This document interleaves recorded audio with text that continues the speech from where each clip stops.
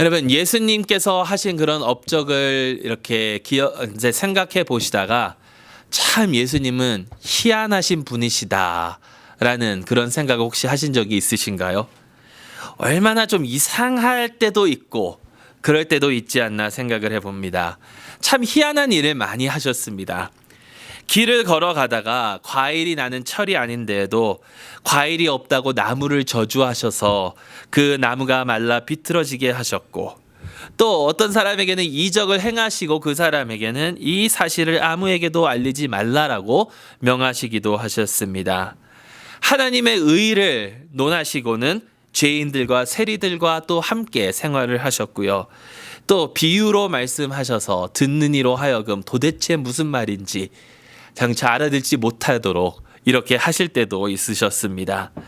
이방인 여인을 개 취급하시더니 또 그의 자녀를 치유하시며 그의 믿음을 칭찬하시기도 하셨습니다. 또 때로는 하나님과 동등하시다고 말씀하시기도 하시지만 또 반대로는 하나님께서 아시는 것을 자기도 모른다라고 말씀하실 때도 있으셨지요.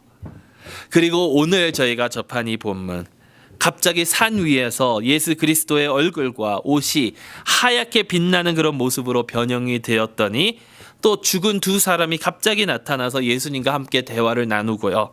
또 하늘에서는 하나님의 음성이 들렸습니다. 그리고는 예수님은 새 제자와 다시 산에서 내려와 예전과 특히 달라진 게 뭐가 있나라고 싶을 정도로 별반 다를 것이 없는 그러한 삶을 계속해서 이어져 가셨습니다. 여러분, 이렇게 영화로운 모습으로 변형된 이 사건, 사실 오늘 저희가 접하는 이 주일이 여러분 주보에도 보시면 아시겠지만 주님의 산상 변모일 주일입니다.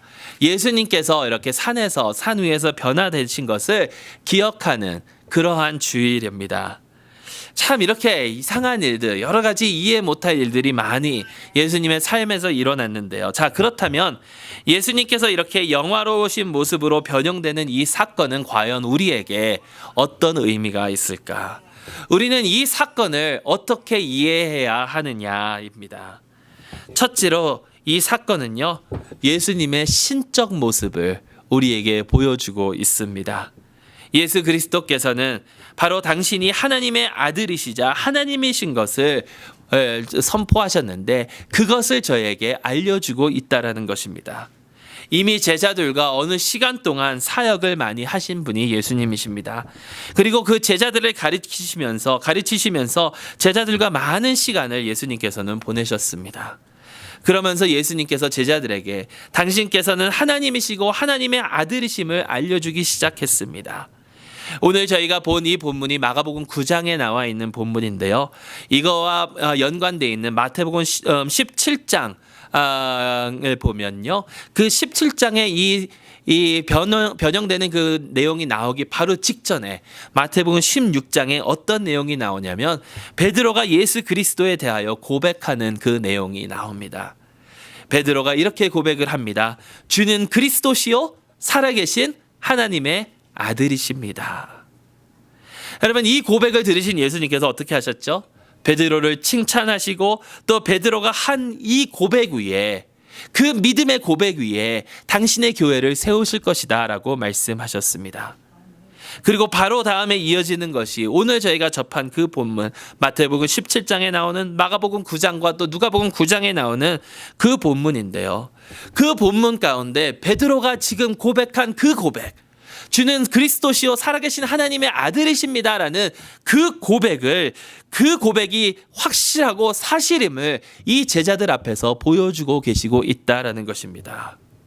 예수 그리스도의 모습이 빛나는 그 영광스러운 모습으로 변형되면서 그가 비록 사람의 모습으로 지금 이 땅에 살아가고 계시지만 그가 하나님이심을 선포하고 계시고 있다라는 거예요. 예수 그리스도의 변형된 모습을 오늘 본문은 이렇게 설명하고 있습니다. 3절 말씀에 그 옷이 광채가 나며 세상에서 빨래하는 자가 그렇게 희게 할 수 없을 만큼 매우 희어졌더라. 여러분, 그 빨래할 때 사용하시는 그 세제, 그 광고들 혹시 기억나십니까? 타이드나 뭐 옥시클린이나 이런 광고들을 쫙 보면요, 정말 거기다가 풀에 그런 것도 바르고 흙도 바르고 뭐 온갖 음식 이런 것들을 다 그 하얀 셔츠에다가 다 바르고 난 다음에 그 세제가 섞인 물에 딱 넣었다가 빼기만 하면, 그것으로 빨래를 하기만 하면 정말 하얗게 빛나는 그런 모습으로 쫙 나오잖아요. 여러분 혹시 그렇게 해보신 적 있으신가요? 제가 아무리 해봐도요, 절대로 그렇게 안 나옵니다. 특히 한국 음식 먹을 때 김치 국물 한번 흰 와이셔츠에 튀면은요, 세탁소에 맡겨도 안 빠질 때가 있거든요. 한 번은 그 타이드에 요만한 펜이 있죠. 펜이 있어가지고 그 가지고 다니면서 음식물이 튀거나 그러면 이렇게 바르면 없어진다고. 아무리 발라도 안 없어지더라고요. 아무리 빨래해도 그렇게 하얘지지는 않는데, 여러분 오늘 말씀에 이 세상 그 어떤 사람이 빨래하는 자가 그렇게 희게 할 수 없을 정도로 매우 희었더라. 매우 희었더라. 근데 영어로는 intensely white. 여기 intensely라는 것은 강렬하게 희었다라는 거예요. 강렬하게 희었다. 여러분 이 모습은 예수님께서 하나님이시기 때문에 가능한 모습입니다. 하나님의 그 영광의 빛, 하나님의 그 찬란한 빛, 그 빛이기 때문에.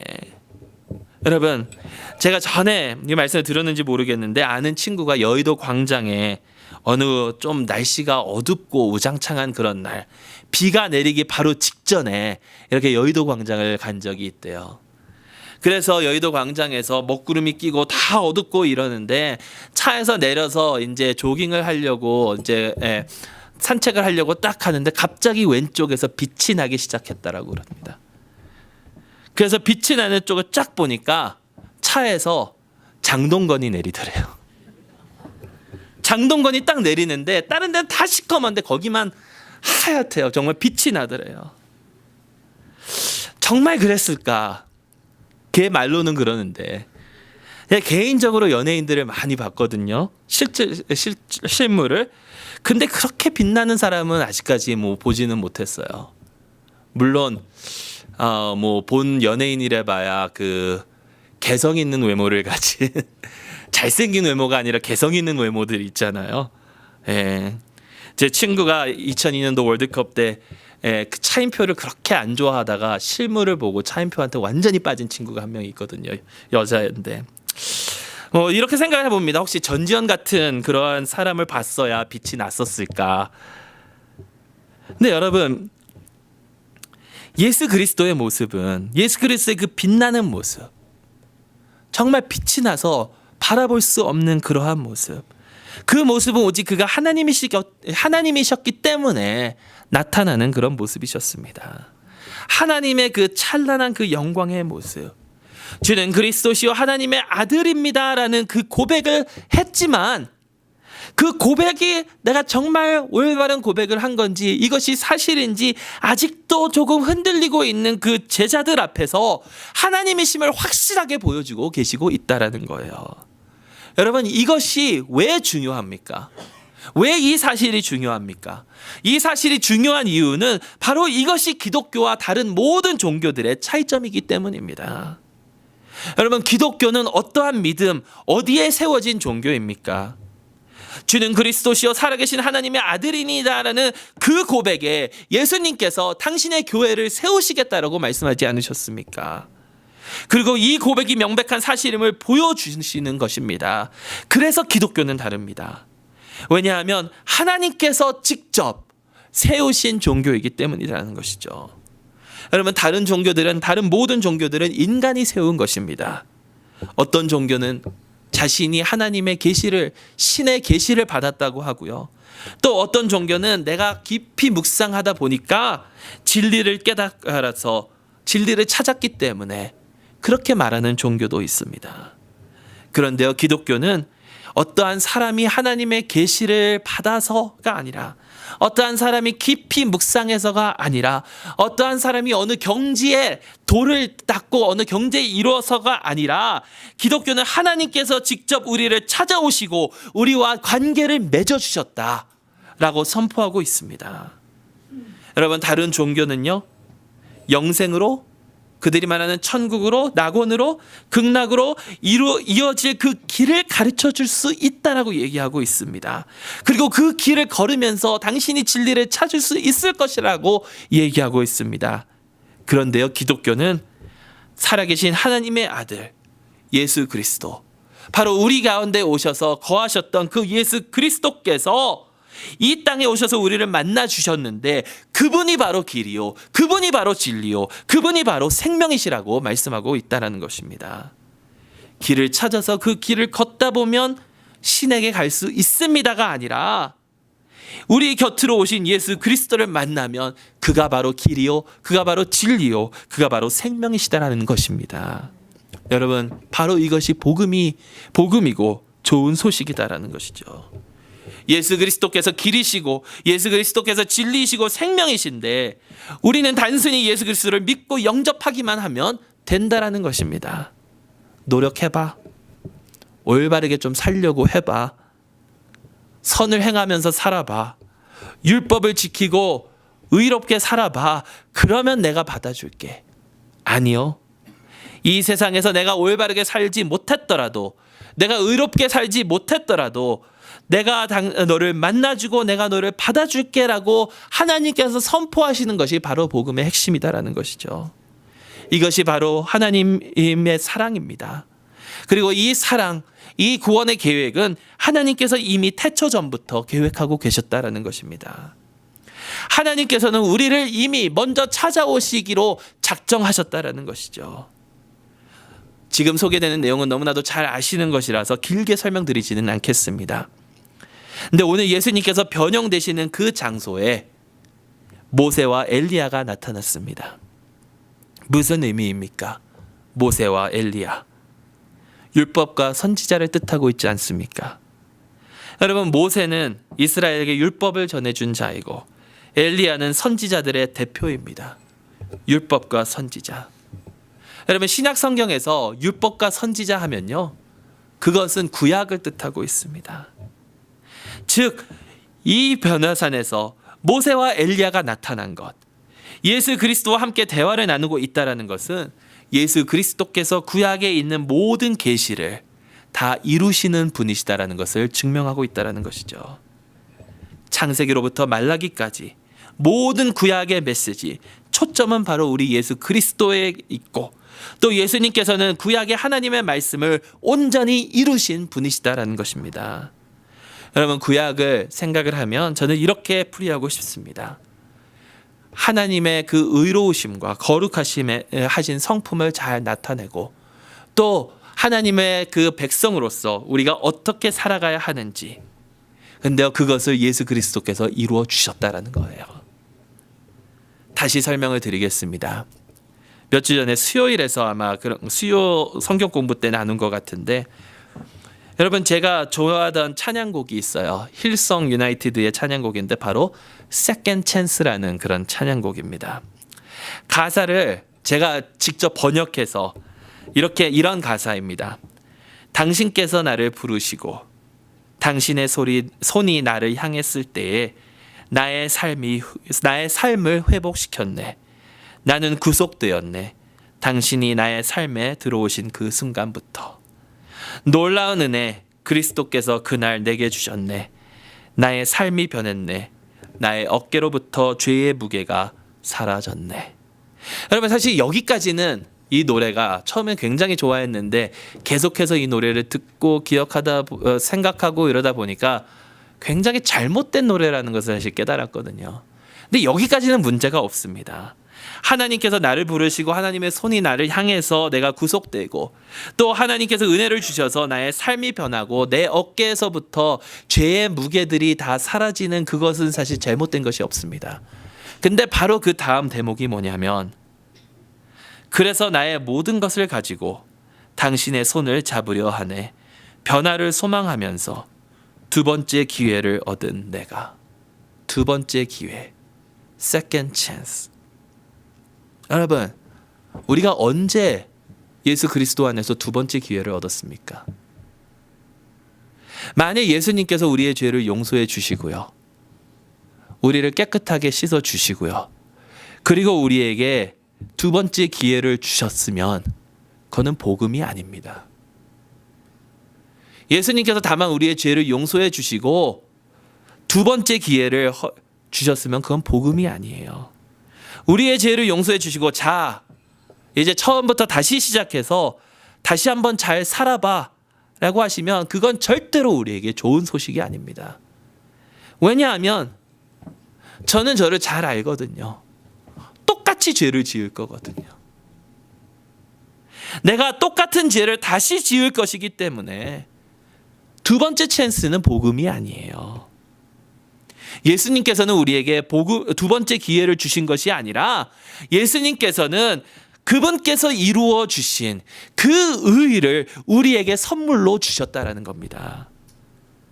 예수 그리스도의 구약의 그 완성, 이루심, 하나님의 의, 이것을 다 이루셔서 우리가 마땅히 살았어야 될 그 하나님께서 기뻐하시는 그 삶, 이것을 다 사시고 그 의를 이루시고 우리의 죄를 용서하신 것뿐만이 아니라 그 의를 우리에게 씌워 주셨다라는 거예요. 여러분, 이것이 사실 오늘 이 변형되신 거의 또 다른 핵심의 그 포인트입니다. 왜냐하면 예수 그리스도께서 변형되신 이유는 당신의 그 신적인 모습을 나타내려고 하신, 즉 신의 영광스러운 모습을 보여주신 것이기도 하지만 또 예수님께서 변형되시면서 제자들과 함께 있었던 그 이유는 그 제자들도 우리도 그와 같은 모습으로 이 땅에 오신 예수께서 앞으로 우리가 어떤 모습을 가지게 될지 보여주시는 것이라는 거예요. 다시 말해서 즉 베드로와 야고보와 요한은 지금 예수님께서 변형된 그 모습을 보면서 자기 자신들의 앞으로 그 모습이 어떻게 될지를 미리 엿보고 있었다라는 겁니다. 그래서 마태는요, 어떻게 설명을 하고 있냐면 그리스도의 왕국이 온전히 임할 때에 우리가 이렇게 변한다고 말씀하고 있어요. 마태복음 13장 43절에 그때의 의인들은 자기 아버지 나라에서 해와 같이 빛나리라. 사도 바울은 이렇게 얘기합니다. 우리가 다 수건을 벗은 얼굴로 거울을 보는 것 같이 주의 영광을 보매 그와 같은 형상으로 변화되어, 예수님의 그 영광의 모습, 그와 같은 형상으로 변화되어 영광에서 영광에 이르니 곧 주의 영으로 말미암음이니라. 로마서 12장 2절, 너희는 이 세대를 본받지 말고 오직 마음을 새롭게 함으로 변화를 받아 하나님의 선하시고 기뻐하시고 온전하신 뜻이 무엇이든지 분별하도록 하라.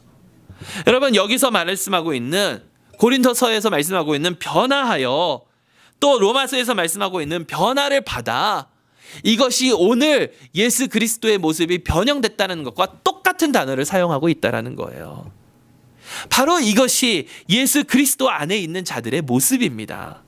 주님의 영으로 말미암아 변화가 되어 예수님께서 빛나신 것처럼 우리도 빛나는 그러한 삶. 여러분 기억하십니까? 모세가 시내산에서 내려왔을 때 어떤 일이 일어났는지. 하나님과 40주야를 보내고 시내산에서 내려왔을 때에 그의 얼굴에서 광채가 나서 사람들이 그를 쳐다볼 수가 없었어요. 그래서 어떡합니까? 수건을 씌웠죠, 그의 얼굴에. 그는 하나님의 영광을 받아서 이스라엘에게 비춘 자예요. 근데 고린도 후서에서 바울이 뭐라고 그러냐면, 모세는 그렇게 얼굴을 씌웠는데 우리는 그 수건을 씌운 것이 아니라 벗어서 그의 영광을 비추게 된다라는 거예요. 이것이 우리의 삶의 모습이 되어야 하는 것입니다, 여러분. 그리스도의 빛을 받아 이 세상에 비출 수 있도록 우리 자신이 빛나야 된다는 거예요. 오늘 그리고 내일 또 이렇게 목장으로 모이게 됩니다. 금년의 주제가 복음과 전도입니다. 복음과 전도. 복음으로 새롭게 돼서 그 복음을 전하는 것, 여러분 쉬운 일이 아닙니다. 그 공과를 제가 살펴봤는데요, 쉽지 않다라고, 어려운 일이라고 그 공과를 지필한 목사님께서 쓰셨더라고요. 돈도 많이 들고요, 에너지도 많이 들고요. 그냥 우리끼리 있으면 편한데 왜 해야 되느냐? 여러분, 해야 됩니다. 베드로가 말하죠. 주님, 여기에 초막을 3개 짓겠습니다. 하나는 주님을 위하여, 하나는 모세를 위하여, 하나는 엘리야를 위하여. 주님, 여기가 너무 좋습니다. 주님의 그 영화로운 그 모습을 보니까, 영광스러운 모습을 보니까 여기가 너무 좋습니다. 나의 영적 그 spiritual high, 그 내 지금 영적 상태가 주님의 그 영광스러운 모습을 보면서 최고로 다다르고 있는데 너무 좋습니다. 여기 계속 있으면 좋겠습니다. 근데요, 그렇게 얘기하니까 성경 말씀이 뭐라 그러는지 아세요? 이건 그가 무슨 말을 하는지 알지 못해서, 무슨 말을 할지 알지 못해서 그랬다라고 성경은 얘기하고 있어요. 다시 말해서 자기가 지금 자기 스스로도 뭔 말을 하고 있는 건지, 뭐라고 짓거리고 있는 건지 모르고 있다라는 거예요. 여러분, 하나님께서 원하시는 삶은요, 좋은 곳에서, 편안한 그곳에서 안주하는 삶이 아닙니다. 산에서 내려와서 문제가 많은 이 세상에서 빛을 비추며 하나님께 영광을 돌리는, 영광스러운 모습을 나타내는 그런 삶이다라는 것이죠. 베드로가 초막을 3개 짓겠다 그러죠. 바울은요, 그 초막을 무너뜨려야 된다라고 얘기합니다. 고린도후서 5장 1절에 만일 땅에 있는 우리 장막집이 무너지면 하나님께서 지으신 집 곧 손으로 지은 것이 아니요 하늘에 있는 영원한 집이 우리에게 있는 줄 아느니라. 여러분, 하나님의 그 영광스러운 그 모습이 우리의 가운데 비추려면 우리의 이 편안한 집, 편안한 그 장막들을 먼저 무너뜨려야 된다라는 것이에요. 마치도록 하겠습니다. 여러분, 우리의 현 모습, 우리가 편안하게 생각하는 이곳, 우리는 이곳에서 벗어나야 될 줄로 믿습니다. 산에서 내려와야 합니다. 그래서 변화가 되어 이 땅에서 예수 그리스도의 영광스러운 모습을 비춰야 됩니다. 아까도 말씀드렸지만 힘들고 어렵고 희생이 필요합니다. 근데 여러분, 그 삶이 바로 예수 그리스도께서 우리를 위하여 사신 삶이 아닙니까? 그의 십자가의 고난으로 말미암아 우리가 구원받지 않았습니까? 이 변화산에서 내려오셔서 예수님께서 향하신 곳이 어디죠? 예수님께서 향하신 곳은 바로 예루살렘이고 골고다입니다. 그리고 그 십자가가 바로 그의 영광으로 이어졌다라는 것이죠. 누구든지 나의 제자가 되려면 자신을 부인하고 십자가를 지고 나를 따르라 하고 예수님께서는 말씀하셨습니다. 나의 편리를 조금 저버리다 할지라도, 내가 조금 손해본다 할지라도, 내가 희생을 해야 한다 할지라도 희생하는 삶으로 예수 그리스도의 영광스러운 그 모습이 저와 여러분 가운데 찬란하게 빛나기를 주님의 이름으로 축원합니다. 기도하겠습니다.